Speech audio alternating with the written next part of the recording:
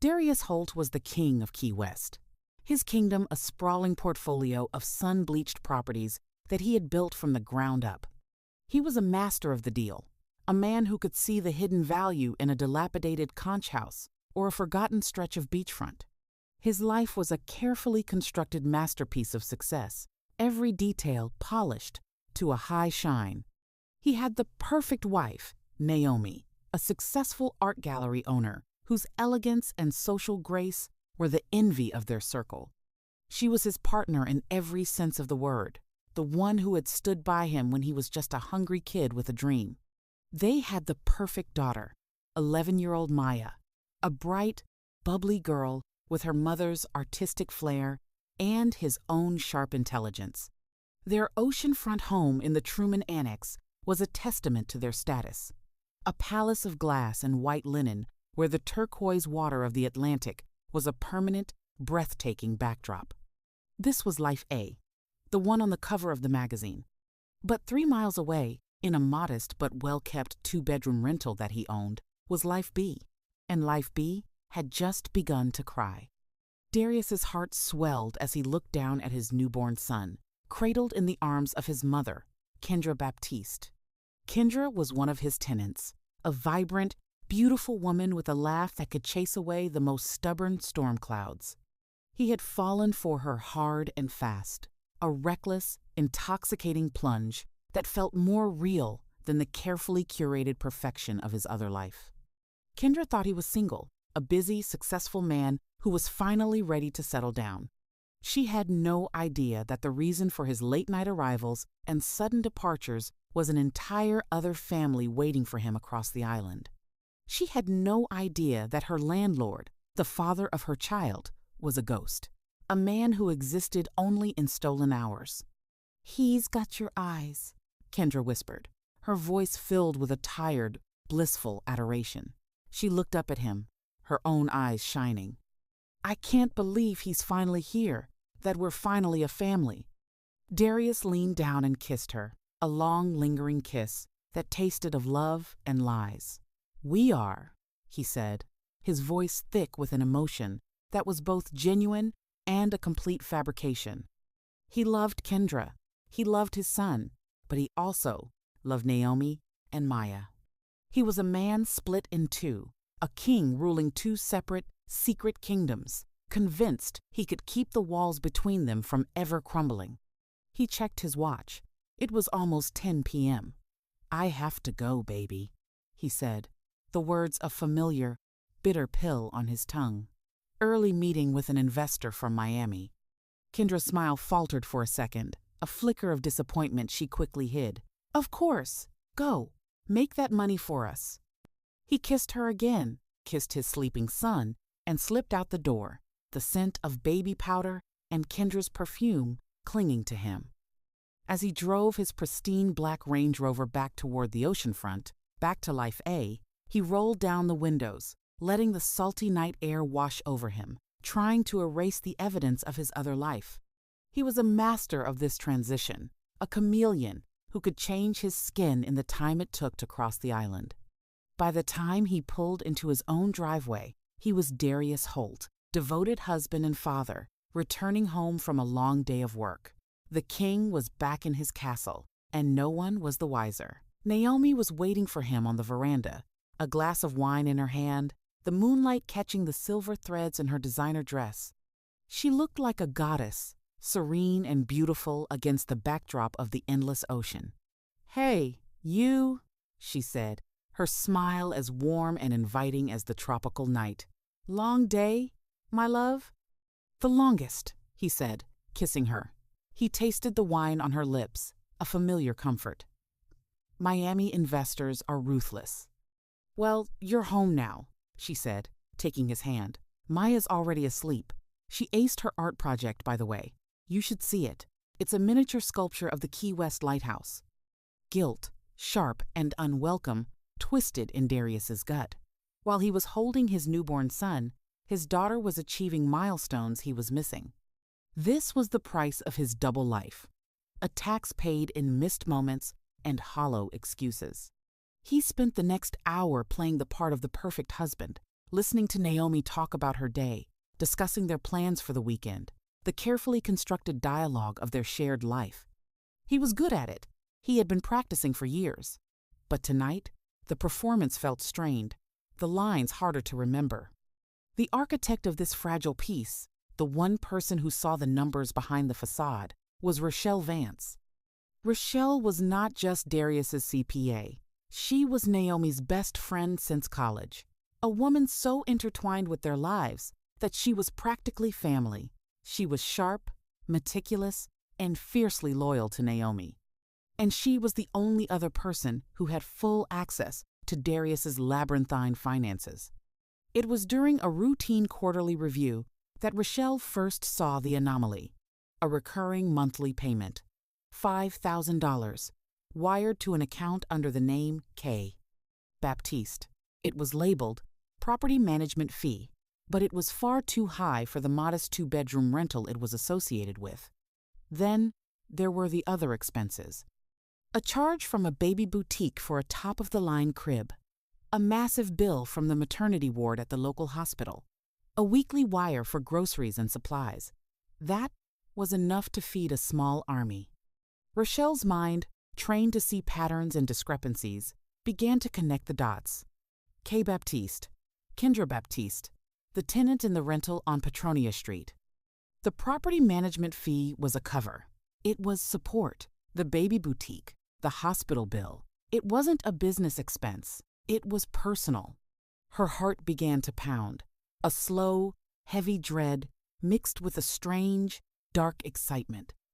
She had been in love with Darius for years, a secret, hopeless crush she had buried under layers of friendship and professionalism. She had watched him with Naomi, a perfect couple, and had told herself she was happy for them.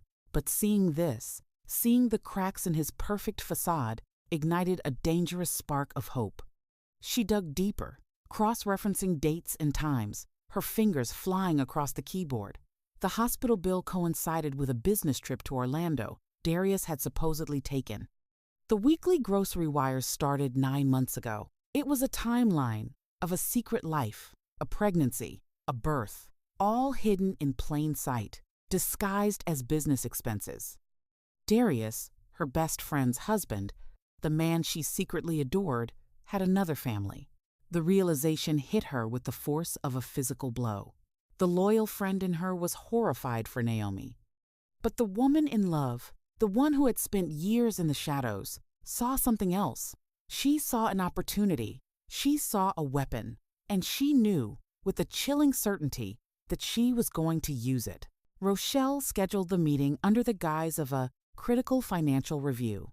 She chose a neutral location, a small, private conference room she sometimes rented for client meetings, a place with no memories and no allegiances.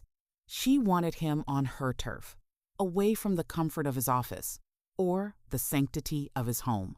She prepared for the meeting like a lawyer preparing for a trial, every piece of evidence in its place, every word of her argument rehearsed. When Darius walked in, confident and smiling, radiating the easy charm that had always captivated her, he had no idea he was walking into an ambush. "Rochelle, what's so urgent?" he asked, loosening his tie. "Don't tell me the IRS is auditing me again." "Worse," she said, her voice cool and steady. She didn't offer him a seat. She simply turned her laptop around to face him. On the screen was a spreadsheet she had meticulously prepared.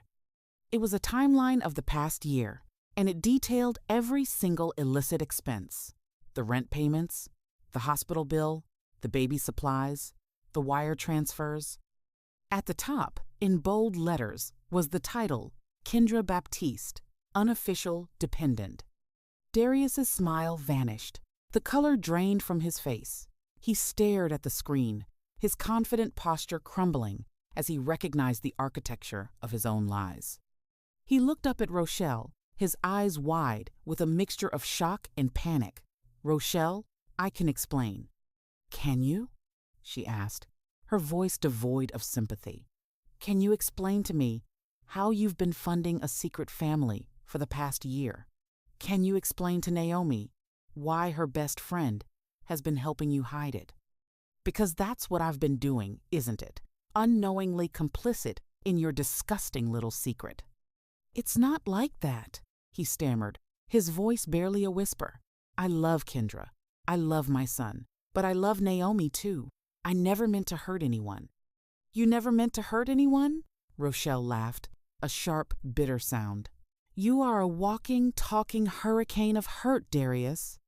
You have a wife and an 11-year-old daughter who adore you, and you're playing house with your tenant? Do you have any idea what this would do to Naomi? It would destroy her. This was her opening. She saw the terror in his eyes, the desperate fear of losing the perfect life he had built. But it doesn't have to, she said, her voice dropping to a conspiratorial whisper. She walked around the desk and stood in front of him, so close she could feel the heat of his panic. I'm the only one who knows. I can keep this secret. I can continue to bury these expenses, to protect you, to protect Naomi, and... He looked at her, a glimmer of hope in his eyes. You would do that? I would, she said, her gaze intense. She let the silence hang in the air for a moment before delivering the final devastating blow. But it will cost you. He flinched, expecting a demand for money. How much? Rochelle smiled, a slow, predatory smile. It's not about money, Darius. I have plenty of money. She reached out and placed a hand on his chest, her fingers tracing the line of his tie. I want you. Darius recoiled as if he had been burned. What? You heard me, she said, her voice a silken threat. I've been in love with you for 10 years. I've watched you be the perfect husband to my best friend, and I've stayed silent. But you're not perfect, are you, Darius? You're a liar and a cheat. And now you're going to be mine. You're going to spend a night with me. You're going to show me what I've been missing. And in return, I will keep your secret. But if you refuse... She let the threat hang in the air, her eyes as cold and hard as diamonds. I will walk out of this office, drive to your perfect house, and I will burn your perfect life to the ground. The choice is yours. If you're enjoying this story, take a moment to like the video, subscribe to the channel, and turn on your notifications so you don't miss the next episode. Darius was trapped. Rochelle had him in a cage of his own making, and she held the only key.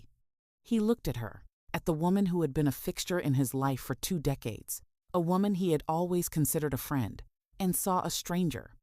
The thought of Naomi finding out, of seeing the look of betrayal in her eyes, of explaining his actions to his daughter Maya, it was a prospect more terrifying than any financial ruin. He looked at Rochelle, at the cold, determined set of her jaw, and he knew she wasn't bluffing. She would destroy him without a second thought. He gave in. The night they spent together was a sterile, joyless transaction. It was an act of desperation on his part, and an act of hollow victory on hers. He did what she asked, his body present, but his mind a million miles away. He felt nothing but self-loathing and a deep, simmering resentment for the woman who had forced him into this position. Afterward, as they lay in the darkness of the anonymous hotel room she had booked, she tried to cuddle up to him, to pretend it was something more than a sordid deal. Wasn't that nice? She whispered, seeking a validation that would never come. Darius pulled away, his voice flat and cold. You got what you wanted, Rochelle. The deal is done. He got out of bed and started to get dressed, his movements stiff and angry. Don't ever speak of this again. And don't ever think this means anything more than what it was, a payment. His words, meant to wound, hit their mark with devastating accuracy.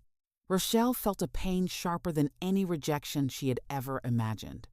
She had thought that having him, even for one night, would be enough. She had thought it would be a victory, but his coldness, his utter contempt for her, turned her triumph to ash.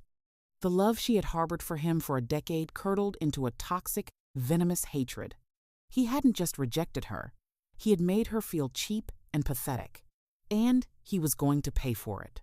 She waited a week in which she played the part of the loyal friend, even having dinner with Darius and Naomi, smiling and laughing while the secret festered between them. Then she made her move. She called Naomi, her voice a practiced performance of distress and concern. "Nye, can we talk? There's something you need to know, something about Darius." They met at Naomi's art gallery, surrounded by the beautiful, abstract paintings that were Naomi's passion. Rochelle didn't waste any time.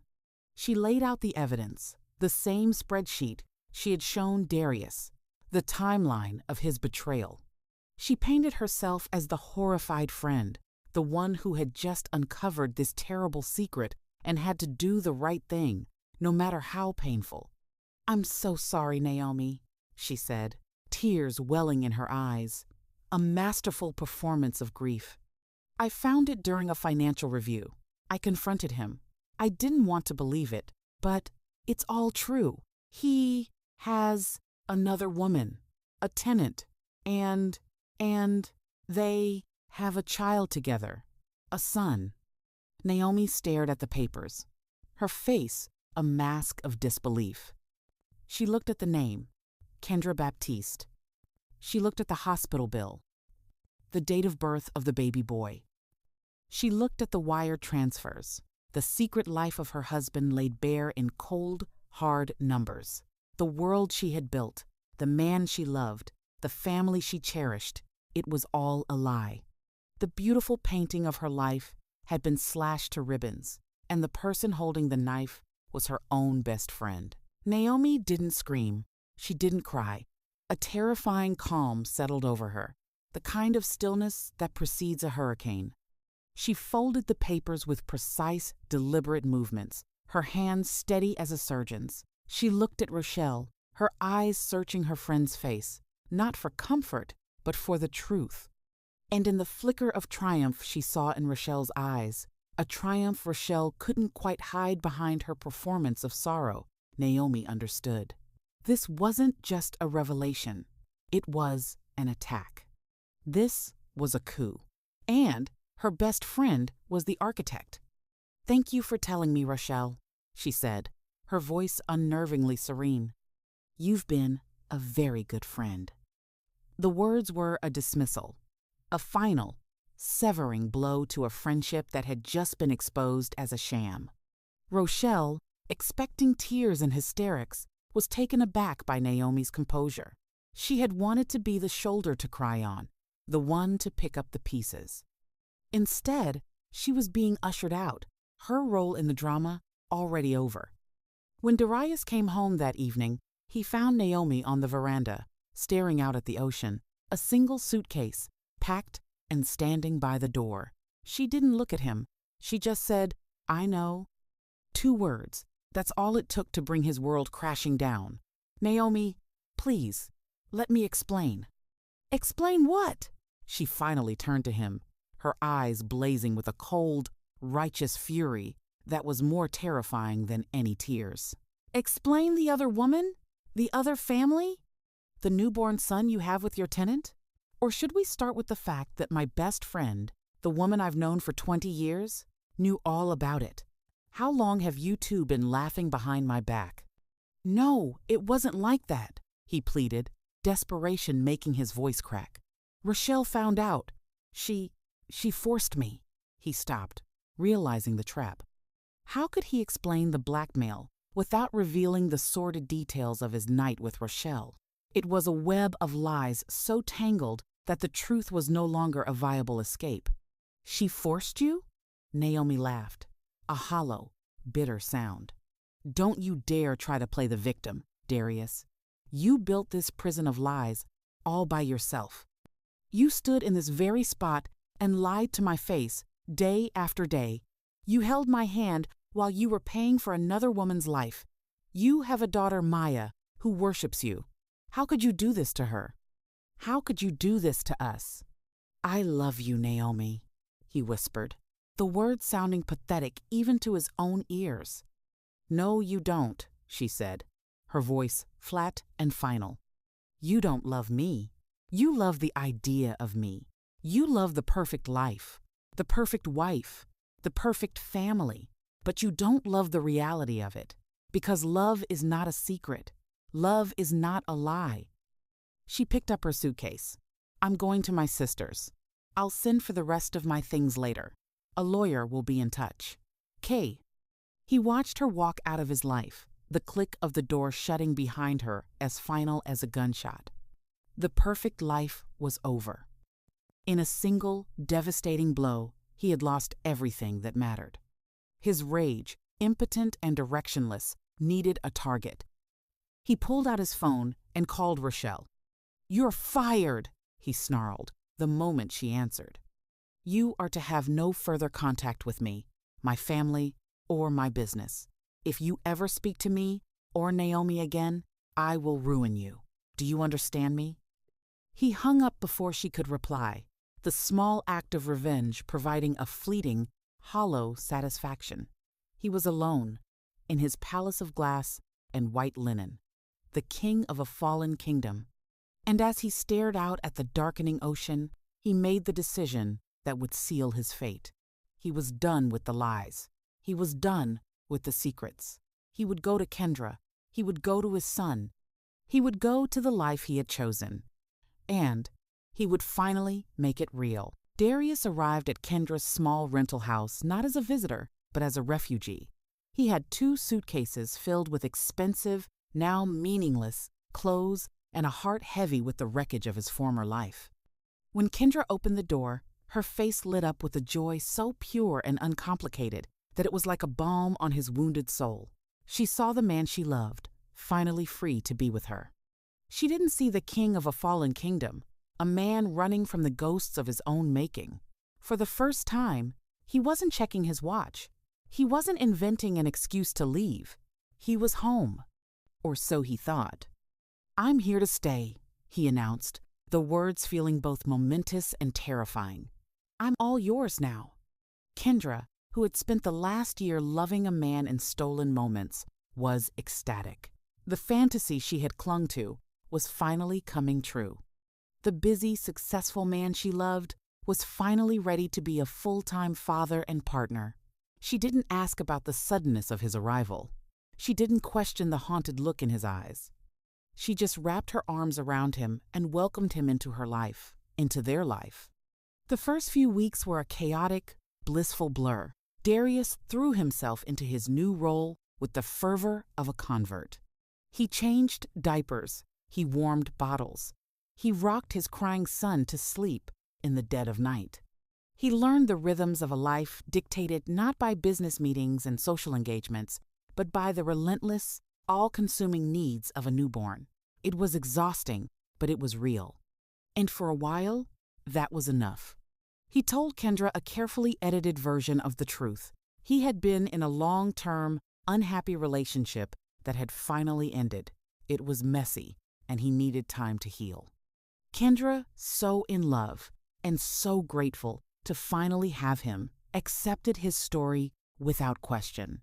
She was living her dream, and she wasn't about to poke holes in it. But reality, as it always does, began to seep in through the cracks of his new life. The small rental, which had seemed like a cozy, intimate haven during his secret visits, now felt cramped and suffocating. He missed the space and silence of his oceanfront home. He missed the easy, intellectual conversation he had with Naomi. He missed his daughter, Maya, with an ache so profound it was a physical pain. Kendra, who had been so vibrant and carefree, was now a tired, stressed new mother. Her conversation, once a refreshing escape, now revolved almost exclusively around the baby, feeding schedules, sleep patterns, the color of his stool. The woman he had fallen in love with was still there, but she was buried under a mountain of maternal exhaustion, and she needed things from him. Not just his presence, but his participation, his money, his unwavering attention. "The car is making a funny noise again," she'd say, "and the baby is almost out of formula. And did you remember to call the pediatrician about his rash?" The demands were constant, the mundane, relentless drumbeat of a shared life. This wasn't a romantic escape anymore. This was just life. And Darius was beginning to realize that he had traded one set of obligations for another, far less glamorous one. He was still a king, but his kingdom had shrunk to a 2-bedroom rental on a noisy street. And he was no longer a visitor. He was a prisoner. If you're enjoying this story, take a moment to like the video, subscribe to the channel, and turn on your notifications so you don't miss the next episode. The illusion of the perfect escape shattered completely the day Kendra's mother came to visit.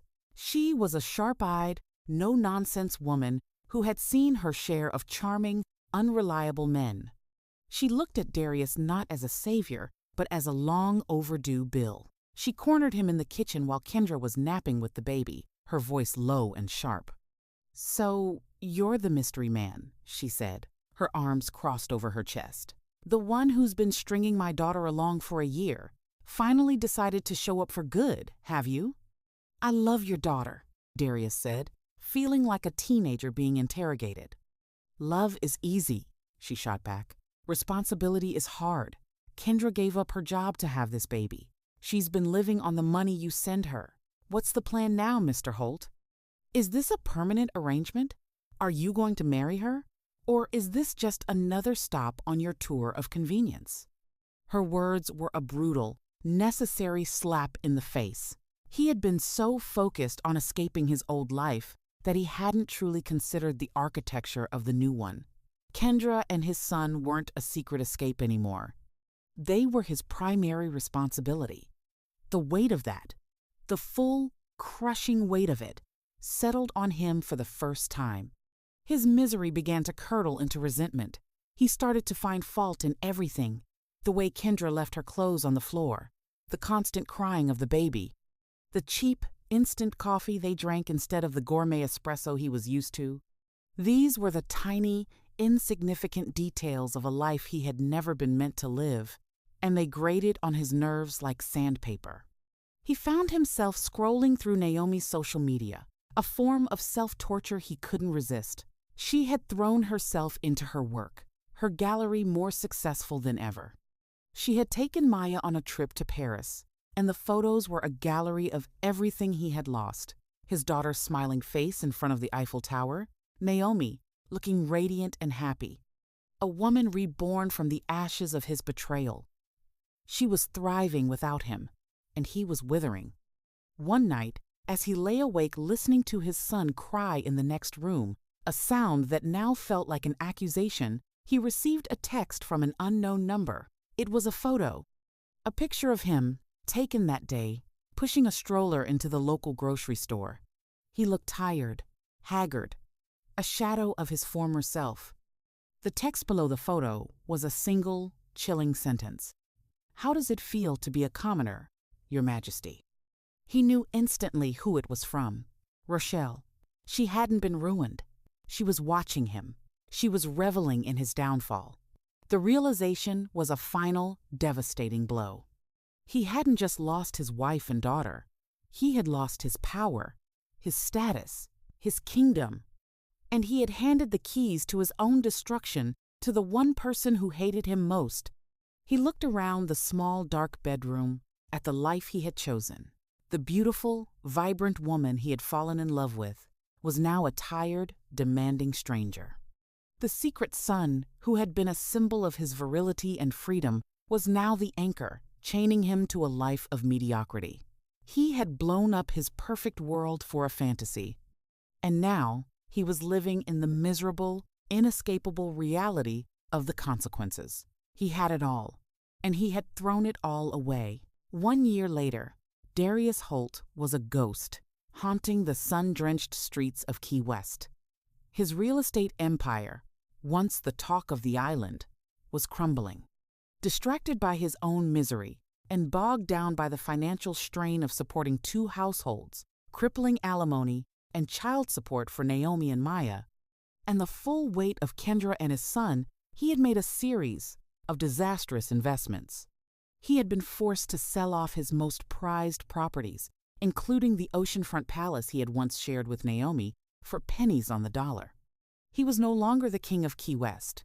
He was just another landlord, struggling to make ends meet, a cautionary tale whispered about at the same bars where he used to close million-dollar deals. Life with Kendra had devolved into a cycle of bitter arguments and resentful silences.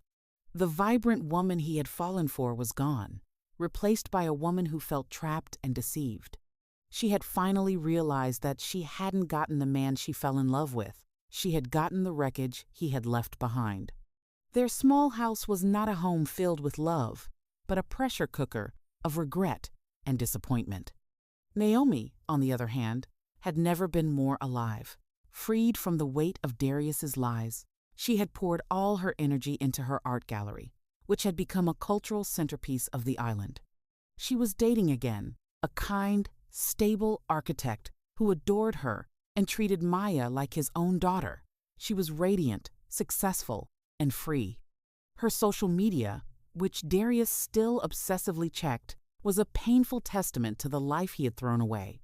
It was filled with pictures of her and Maya traveling, laughing, and living a life more beautiful than the one he had pretended to have. Rochelle was the silent, ultimate victor. She had started her own boutique accounting firm, and with her reputation for being ruthless and meticulous, she had quietly poached several of Darius's wealthiest clients. She had gotten her revenge not through a single fiery act, but through a slow, deliberate dismantling of his success. She never contacted him directly, but he saw her around town sometimes, driving a new car, looking powerful and content. She had taken everything from him: his wife's friendship, his business, and his peace of mind. One evening, Darius sat on the porch of his small rental house, listening to the sounds of Kendra and the baby arguing inside. He received a notification on his phone. It was a post from Naomi. A picture of her, Maya, and her new partner, all smiling, standing on the veranda of his old house. They had bought it. The architect had bought his palace for Naomi. They were living his old life, but they were making it real, filling it with the genuine happiness he had only ever pretended to have. He looked at the photo, at the smiling faces and the familiar, beautiful backdrop of the ocean. Then he looked back into his own house, at the mess, the noise, the misery. He had traded a kingdom for a cage, and he would spend the rest of his life rattling the bars, haunted by the ghost of the king he used to be. Before you go, tap that like button, leave a comment to let us know what you think, and subscribe so you're always the first to hear our next story. Your support keeps these stories coming.